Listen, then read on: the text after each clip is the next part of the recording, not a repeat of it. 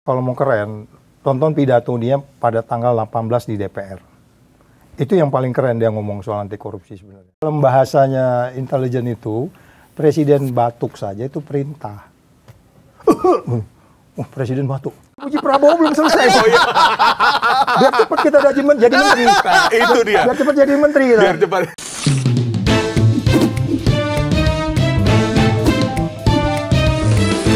To the point aja. Jadi gini Bang, ada yang bilang kan Nadiem tidak menerima uang. Uang, betul. Dia tidak menerima uang, dia tidak memperkaya diri, bahkan dari nilai kekayaannya berkurang ketika dia jadi menteri. Ya.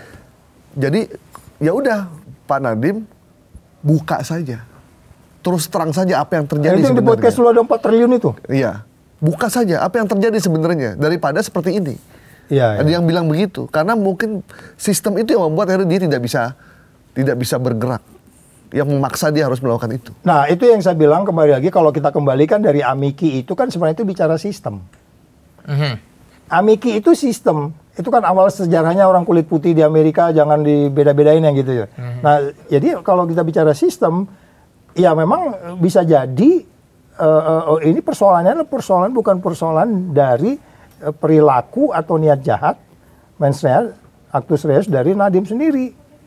Tapi karena memang situasi itu memungkinkan dia buat kebijakan itu. Tapi dengan posisi yang menjabat sebagai menteri, sebagai penanggung jawab anggaran, artinya juga harus bertanggung jawab kan, Bang? Iya, itu kan pasal 23 dia kan. Ya. Karena perbuatanmu negara jadi rugi. Iya, gitu. betul. Tapi nanti di situ akan dilihat kamu tuh adalah perbuatannya tuh adalah penyalahgunaan wewenang atau memang menggampangkan sesuatu sehingga negara rugi, Anda harus bertanggung jawab walaupun nggak ada kickback ya kan, kickbacknya nggak ada. Nggak ada. Nah itu nanti silakan mereka yang bagaimana hakim akan memutuskan itu. Cuman maksud saya adalah kembali ke cerita tadi bahwa peristiwa 10 tahun ke belakang ini semuanya itu kan itu kelihatannya itu sesuatu yang sangat konyol-konyol gitu loh. Seperti kejadiannya sampai Tongun Lembong, ini juga kayak begini kan. Nanti kejadian-kejadian lain.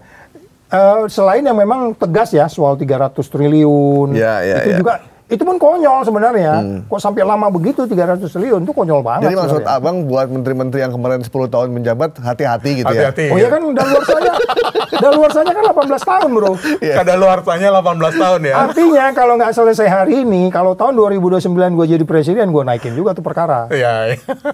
Emang abang udah dengar bahwa Pak Prabowo akan membuka semua ini? Oh kalau dari omongan dia kan dia harus konsisten dengan ucapannya dong. Kalau memang dia mau membuat, karena gini, per hari ini dia presiden yang berbeda dari sisi anti korupsi. Sorry kalau gue bandingin mulai dari negeri berdiri ya. Soal nanti itu menjadi kenyataan itu soal yang kita pegang omongannya. Ya kita kan udah melihat itu gitu, statement-statementnya. Kalau zaman dulu Ismail Marzuki nyanyi anti korupsi aja nggak boleh. Nggak boleh Pak. Lagunya tuh baru gua nyanyikan tahun 2000-an kemarin tuh, lagu Yi namanya judulnya. Nggak pernah dinyanyiin tuh lagu itu. Bahaya loh, bisa ditangkap Apalagi itu diucapkan oleh seorang presiden di mimbar yang resmi ya, bukan dari obrolan-obrolan begini kan. Bro, kalau mau keren, tonton pidato dia pada tanggal 18 di DPR. Itu yang paling keren dia ngomong soal anti korupsi sebenarnya. Dia ngomong, lu nggak peduli mau jenderal, itu ada kan kata-kata itu. Itu jelas itu. Itu dilihat sama dunia internasional. Dunia internasional itu kan ada diplomat semua duduk di situ. Ini keren nih. Kita bisa investasi nih gini. Kalau negara kayak gini, itu kan janji kan? Itu hope kan? Nah, tinggal bagaimana mau dijalanin.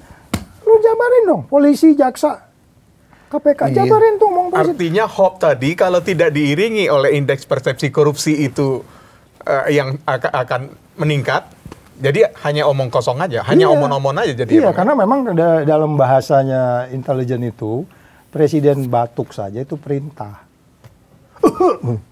Presiden batuk. Kalau nyubit paha, Bang?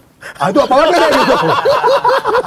Oh ya, ada kan ketika presiden bilang kerugian dari nikel ini ada 300 T, ada nyubit paha. Dari timah ya. Dari timah 300 T. Itu jabarin dong. Masa lu nggak bisa jabarin tuh? Iya kan? Batu aja lu harus jabarin gitu. Karena itu dia di depan diplomat loh, dipantau sama seluruh dunia, ya kan? Bahwa dia janji, nggak peduli gua, mau jenderal kek, mau apa kek, gitu kan? Masa kita nggak bisa jabarin itu? Saya kejar katanya. Iya, ngejar. Jadi makanya saya pikir nih ya kita berharap lah ini sustain. Ucapan kita kedua nih, beliau sehat sampai tahun 2029, benar kan? Sebelumnya kita ngomong kayak gitu kan? Ya kan? Dijamin tidak ketua KPK tidak akan dipanggil seperti Agus Raharjo lah gitu ya. Iya. Betul. Malah disuruh lari, cuma nggak bisa jabarin. Mana yang mau dikejar nih kan? Nah kalau ngomongin kejar, banyak dari orang-orang yang terlibat kasus korupsi saat ini masih berada di luar negeri, Bang Saud. Ya, Pak. Kita bicara ada Paulus Thanos. Kemudian di dalam kasus Chromebook ada Juristan. Ya. Namanya juga disebut ya. Ya. Kemudian juga ada di dalam kasus kasus korupsi yang melibatkan di Pertamina, tata kelola Pertamina. Itu juga ada Riza Khalid. Nah, di zaman Abang kalau kita bandingkan mengejar orang-orang pelaku-pelaku ini yang berada di luar negeri, sulit nggak sih Bang kalau ngelihat sekarang? Apalagi dukungan Presiden sangat jelas, 26 kali. Presiden menyampaikan untuk pemberantasan korupsi. Jangan sampai 50 kali dia ngomong. Betul. 50 kali tapi orang-orang yang di luar negeri ini kan kekejar juga. Kalau dia sampai 50 kali, kurasa kita ke Kuningan nabukin orang itu aja semua. Lu paham gak sih perintah Presiden gitu kan?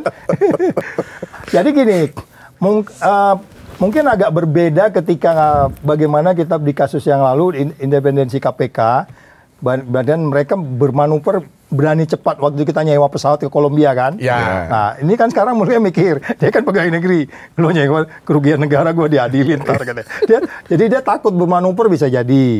Jadi artinya gini, ada instrumen yang harus diperbaiki. Mutual legal assistance harus kita perbaiki. Nah ini kalau orang-orang ngerti perintahnya Pak Prabowo sebenarnya, orang-orang yang paham hukum-hukum anti korupsi siapapun mereka di situ, kita nggak usah nyebut. Tapi ada sekitar 5 sampai berapa nama itu yang punya passion, paham undang-undang, paham ini. Jabarin dong. Ini ada orang ini yang sebenarnya harus ditindaklanjuti berkaitan kerjasama luar negeri. Mutual legal assistance-nya seperti apa? Ada undang-undangnya. Terus undang-undang KPK-nya seperti apa? Terus kemudian undang-undang tindak pidana korupsinya seperti apa? Terus undang-undang perampasan aset seperti apa? Instrumen-instrumennya kan harus di-clear-kan nih, ya kan? Kalau umpamanya katakanlah taktik strategi daily management melakukan penindakan, itu memang tergantung manuver kita. Kita tinggal kontak aja, umpamanya CPIB Singapura, lo orang ini ada di sini bisa bantu gua dong. Oh ini sebenarnya orang ini udah kita tersangkakan, nggak ada alasan bahwa dia itu bukan politik gitu ya kan? Ya kan kalau udah ditersangkakan itu kan bukan politik sebenarnya. Itu due process of law namanya, di dalam dunia internasional juga ngakui. Bukan karena kita nggak suka, karena dia nggak dukung gua kejar-kejar dia nggak gitu. Betul. Itu kan udah jelas kan? Due process of law-nya udah jalan. Jadi artinya nggak ada keraguan untuk kemudian melakukan penindakan-penindakan. Tetapi sekali lagi mungkin memang bagaimana untuk mereka membuat kepastian-kepastian dalam pengertian ada instrumen yang belum jalan, yang itu yang secara simultan harus diselesaikan. Jadi tadi undang-undang termasuk mulai perampasan aset dan mutual legal assistance dan seterusnya itu kan harus disamakan tuh. Orang-orang yang saya bilang 5-3 orang yang punya passion untuk menasihatin Pak Presiden tentang anti korupsi, ya jangan diam di situ. Kalau enggak nanti ini akan menjadi istilah ganti pemain, bro. Iya. Iya, ini pasti ganti pemain. Artinya mainin disimpan dulu, nanti ganti rejim balik lagi dia kan itu. Itu akan muncul istilah itu. Ya Anda akan nanti kelihatan di akhir pemerintahan Anda, oh ternyata memang benar gitu, ganti pemain, yang itu yang kita nggak mau kan. Harus ada follow up. Jadi kalau mau gitu. bisa ya? Kalau mau seharusnya bisa. Oh bisa dong, bisa. Karena dia udah ditersangkakan. Oke, yang nggak bisa cuma satu. Apa itu? Harun Masiku. Harun Masiku. Baik, terima kasih. Udah nggak tahu di mana. Masih ada apa enggak itu orangnya? Jangan udah ini, udah face off. Baik Bang Saud, terima kasih telah hadir di To The Point aja. Ya cepat sekali Udah memang. 1 jam, Bang. Karena kita ngobrol dengan Bang Saud ini tidak pernah akan tuntas. Nah, kita belum selesai nih muji-muji Prabowo belum selesai. Oh iya.